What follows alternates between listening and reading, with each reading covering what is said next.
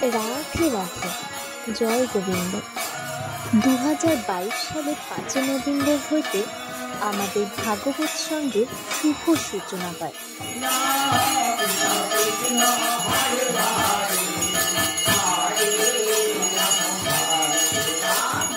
এখানে প্রত্যেক সন্ধ্যা 7টা হইতে ধর্মীয় গান বাজনা ও ভাগবত পাঠ এবং পূজা আরতি অনুষ্ঠিত হয়। এছাড়া প্রত্যেক পূর্ণিমার মধ্যাহ্নে মহাপ্রভুর ভোগ হয়। এই সহিত অনুষ্ঠানে সকল সনাতন ধর্মের ভক্তবৃন্দদের আমাদের ভাগবত সঙ্গে আসার জন্য আমন্ত্রণ রইল। আমাদের ঠিকানা 27 নম্বর ওয়ার্ড, দেবীনগর, রায়গঞ্জ, উত্তর দিনাজপুর। রাধে রাধে।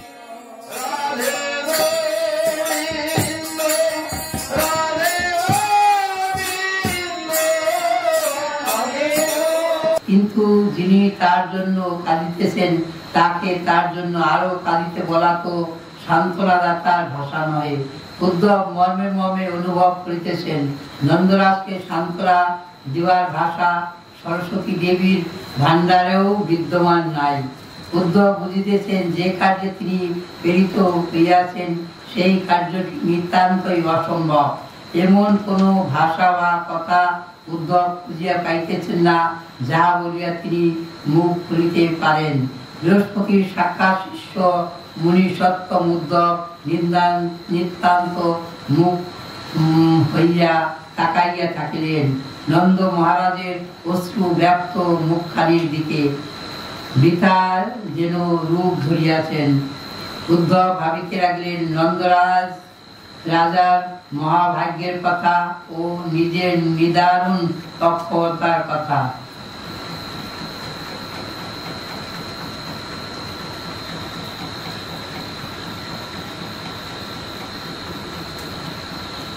কেয়ারটা করবো না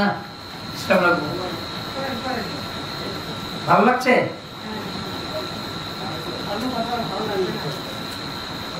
নন্দরাজের আরতি এমন চরণে উঠিয়াছে যে তখন তাহার পাশে কেউ বসিয়া থাকিতে পারে না। মুখের মতো হা করিয়া, মানে গোয়ার মতো সে হা করে বসে আছে। হ্যাঁ, তাহাকেও তার সঙ্গে কাঁদিতে হয়, নয় দুইটি কথা বলিতে হয়। এমন ভাবে কান্নার যোগ্যতা উদ্ধবের নাই। ক্রোধ দিবার ভাষাও তার জ্ঞানের পরিধির মধ্যে নাই। এমন অনন্য পায় উদ্ধব জীবনে আর কোনোদিন পান নাই। কি করিবেন? অগত্যা মুখ খুলিলেন। উদ্ধব বললেন, নন্দরাজ, আপনিও নন্দরানী মহা ভাগ্যবান ও ভাগ্যবতী। আপনাদের মতো শ্রাবণীয় জীবন জগতে নো ভিত্ত নো ভবসতী। শ্রীকৃষ্ণচন্দ্র ধরাধামে আবির্ভূত হওয়ায় বর্তমান জগৎ মহা মহা ভক্তগণ দ্বারা পরিপূর্ণ হইয়াছে।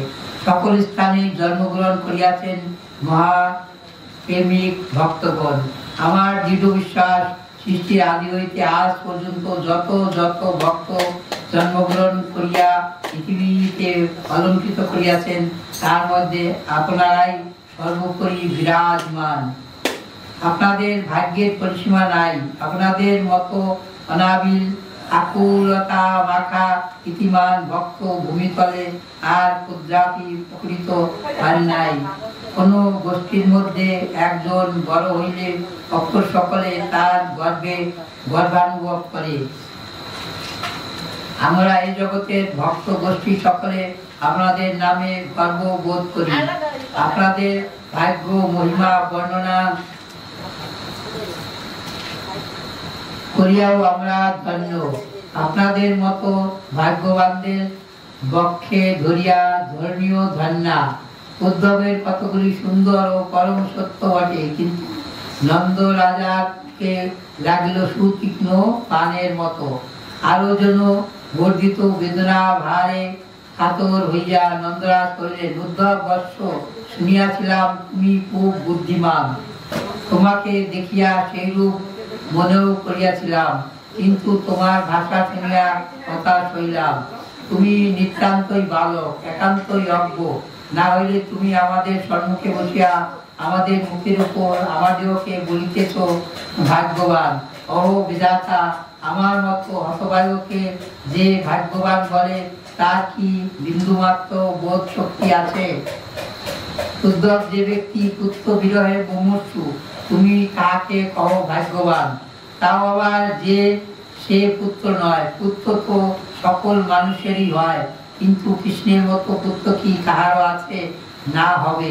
এমন পুত্র রত্ন হারা হইয়া মরণাধিক বেদনাও নিশিদিন ছটফট করিতেছে। তুমি তাহাকে ভাগ্যশালী বলিতে পারিতে না, যদি এক কণা অনুভব শক্তিও তোমার হৃদয়ে থাকিত।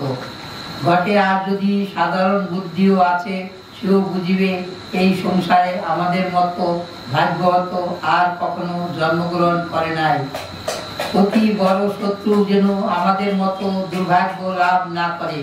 উদ্ধব আমাদের উপর বিধি বিমুখ, তাই এমন কথাও শুনিতে হয়। আমাকে ভগবান বলা এক প্রকার বিরূপ তুল্য। বেদনার উপর বিরূপ কত স্থানে কাল লেপনের মতো। তোমাকে বিচার বুদ্ধি অপ্রচুর ও অন্তর তোমার অনুভব মনে করিয়া ওই কথা সহ্য করিলাম। নন্দরাজের কথার উদ্ধব স্তব্ধ হইয়া গেলেন। বুঝতেন কথাটা বলা ভালো হয় নাই। তার কথায় কৃষ্ণ পিতার বেদনা বর্ধিত হইয়াছে। সান্ত্বনা দিতে আসিয়া বেদনা বাড়াইয়া দেওয়া নিতান্তই অকর্তব্য। উদ্ধব অন্যায় কথা বলিয়া অকর্তব্য কার্য করিয়াছেন, আপাতত তাহাই মনে হয়। উদ্ধব গভীরভাবে ভাবিলেন, দেখলেন যাহা বলিয়াছেন তাহা সর্বতভাবেই যথার্থ। যাহার হৃদয় এইরূপ আকুলতা ভরা কৃষ্ণানুরাগ এই বিশ্ব সংসারে, সেই তো পরম ভাগ্যবান। নিখিল শাস্ত্র উদ্ধবের পক্ষে সাক্ষ্য দিবে। যাহা শাস্ত্রীয় সিদ্ধান্ত তাহা বলাই তো নীতিসম্মত ও শাস্ত্রজ্ঞ ব্যক্তির সর্বদা কর্তব্য। উদ্ধব তাহা হইলে ন্যায়ত ধর্মত পরম সত্যপরায়ণ করিয়া কর্তব্যই করিয়াছেন। কিন্তু কি আশ্চর্য, এমন কথাও কি প্রকারে অন্যায় ও অকর্তব্য হইয়া নন্দরাজের বেদনা বর্ধনের কারণ হইল। উদ্ধব দিশাহারা হইয়া ভাবিতে লাগিলেন, নন্দরাজের কৃষ্ণ প্রেম যে নিখিল শাস্ত্র সিদ্ধান্তের অতি ঊর্ধ্বে বিরাজিত, সেই রহস্য ভেদ করিতে না পারিয়া দিগ্ভ্রান্তের মতো খুঁজিতে লাগিলেন। বস্তুত নন্দরাজের কৃষ্ণ প্রীতির গৌরব অংশ গ্রহণ করিয়া উদ্ধব মুগ্ধ হইয়াছেন, কিন্তু সৌরভাংশ গ্রহণ করিয়া অভিভূত হন নাই। নন্দরাজের দুঃখের দুঃখাংশ উদ্ধব বোধ করিতে পারেন নাই। তাহার মহিমাংশ অনুভব করিয়া চমৎকৃত হইয়াছেন। নন্দরাজের ব্যথাটি যদি উদ্ধব অনুভব করিতেন, তাহলে তিনিও তাহার সঙ্গে আকুল হইয়া কাঁদিতে থাকিতেন। উদ্ধব তাহা দিতে পারেন নাই। কতখানি অনুরাগ তাহা যাহার টানে তিনি যে কত বড়, এই বড় তত্ত্বটা উদ্ধব যেন হৃদয়ঙ্গম করিয়াছেন বলিয়াই তাহাকে ভাগ্যবান বলিতে পারিয়াছেন। নন্দরাজের কৃষ্ণ বাৎসল্যের বিশালতায় উদ্ধব মুগ্ধ হইয়াছেন, কিন্তু ইহার গভীরতায় অবগাহন করিয়া ওই হারাইতে পারেন নাই। উদ্ধব নিজেকে নিজে বুঝিতেছেন না, কারণ উদ্ধবের চিত্তে যে কৃষ্ণ ভক্তি, তাহাতে শ্রীকৃষ্ণের ঐশ্বর্যাংশের স্ফূর্তি প্রধান রূপে বিরাজমান। তারে যে উদ্ধবের যে ভক্তি ছিল কিন্তু সে মাধুর্য প্রেম ছিল না, তার ঐশ্বর্যই প্রেম ছিল। এই জন্য উদ্ধবকে মাধুর্য প্রেম শিক্ষার জন্য ভগবান তাকে ব্রজে পাঠিয়েছিলেন। আসল তত্ত্ব হচ্ছে সেটাই। শ্রীকৃষ্ণই পরম দেবতা, পরম ব্রহ্ম, ইহা উদ্ধব সর্বান্ত কারণেই জানেন। জীবের অনুরাগের পরম বিষয় পূর্ণ ভগবান শ্রীকৃষ্ণই। যে বস্তুতে অনুরাগ স্থাপন করা উচিত, নন্দরাজের অনুরাগ সেই বস্তুতে স্থাপিত। সুতরাং নন্দরাজ মহা মহিমান্বিত ব্যক্তি, ইহা বুঝিতে উদ্ধবের কোনো অসুবিধা হয় নাই। কিন্তু নন্দরাজের পৃথিবীতে যে কোনো ঔচিত্যের বিচার নাই, ইহা বুদ্ধির অতীত। কৃষ্ণ ভগবান সুতরাং তাকেই ভালোবাসা উচিত। এজন্য নন্দরাজ তাকে ভালোবাসেন নাই। নন্দরাজের কৃষ্ণ প্রেম স্বভাব সিদ্ধ, শত সিদ্ধ। উদ্ধবের প্রীতি কৃষ্ণের প্রতি। উদ্ধবের কৃষ্ণ ভগবান ছাড়া আর কিছুই নয়। নন্দরাজের কৃষ্ণ পুত্র ছাড়া আর কিছুই নয়। মথুরা আর বৃন্দাবন মুখোমুখি বসিয়াছেন। উদ্ধব সন্দেশের ইহাই বিশেষ কথা। মথুরা আর ব্রজ দুইয়ের ভৌগোলিক ব্যবধান কয়েক ক্রোশ, কিন্তু তাত্ত্বিক ব্যবধান অফুরন্ত। মথুরা বসুদেব সুতিকা গ্রহে স্তব করিয়াছেন কৃষ্ণকে। ব্রজের নন্দ নিজের পাদুকা কৃষ্ণের মাথায় দিয়া বনে বনে বহাই গেছেন। তাহলে বলছেন মানে মথুরা আর বৃন্দাবনের সঙ্গে তুলনা করা হয়, তাহলে বলা যাবে এটাই যে মথুরা হচ্ছে ঐশ্বরিক, আর বৃন্দাবন হচ্ছে মাধুর্য প্রেম। তাহলে যেমন কৃষ্ণ তো জন্মগ্রহণ করেছে মথুরাতেই, দেবকী গর্ভে বাসুদেবের ঔরসে। তাহলে তখন তারা যখন প্রকট হলো ভগবান, সে শঙ্খচক্র গদাবদ্ধ রূপে, তখন তারা তার স্তুতি করতে শুরু করলো। স্তুতি ভগবান রূপে তার স্তুতি করতে শুরু করলো। কিন্তু নন্দরাজ তো সে কথা করলেন না। নন্দ তো তাকে শিশুর মতো ভালোবাসতেন, তাকে দিয়ে পাদুকা পর্যন্ত বই দিয়েছেন। মথুরা দেবকী কংসবধ দেখিয়া আশ্চর্যিত হইয়া পদে প্রণত কৃষ্ণকে আশীর্বাদ করিতে পারেন নাই। ব্রজের যশোদার মুখে বিশ্বরূপ দেখিয়াও তর্জন গর্জন করিয়া দড়ি দিয়া তাকে বাঁধিতে ছাড়েন নাই। মথুরার উদ্ধব কৃষ্ণের পাদদক পান করিয়া কৃতার্থ হন। ব্রজের শ্রীরাম কৃষ্ণের কাঁধে উঠিয়া তার বুকে পা দোলাইয়া ভান্ডির বনের পথে হাঁকাইয়া লন। তাহলে বলছে মথুরা উদ্ধব কৃষ্ণের পাদদক পান করেন। কিন্তু উদ্ধব তো কৃষ্ণের সখা রূপে, সখার মতোই। তাহলে সখা হলেও সে কেউ কৃষ্ণের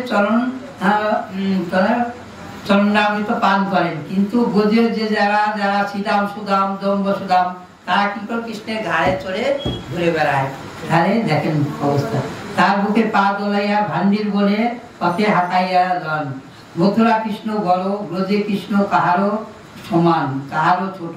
মথুরা কৃষ্ণ সর্বশ্রেষ্ঠ, ব্রজে কৃষ্ণ পরম শ্রেষ্ঠ। আজ মথুরা আসিয়াছেন ব্রজ দেখিতে, শুধু দেখিতে নয়, বিরহ কাতর ব্রজরাজকে সান্ত্বনা দিতে। ব্রজরাজের কৃষ্ণ প্রেমের গরিমাটি উদ্ধব বুদ্ধি দ্বারা গ্রহণ করিতেছেন, কিন্তু তাহার মধুরিমা মাটি হৃদয় দ্বারা আচ্ছাদন করিতে পারিতেছেন না। তাই তাহার নির্দোষ বাক্য দোষের হইয়া যাইতেছে। তাহলে এখানে উদ্ধব সম্বন্ধে বিশ্রাম। তাহলে ভাগবতের এখানে বিশ্রাম থাকলো। জয় জয় শ্রীমদ ভাগবত প্রেমানন্দে।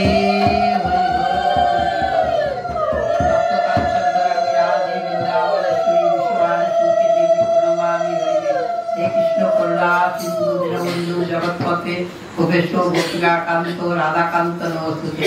বৃন্দায় তুলসী প্যাং কেশবচ্চ বিষ্ণু ভক্তিপদে দেবী সত্তাবত্তে নমো নমঃ।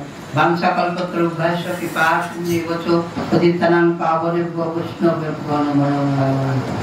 সর্বে ভবন্তু সুখিনঃ, সর্বে সন্তু নিরাময়, সর্বে ভদ্রাণি পশ্যন্তি মা কশ্চিৎ দুঃখ ভাগ করতে। সবার শান্তি হোক, সবাই সুখী থাকুক।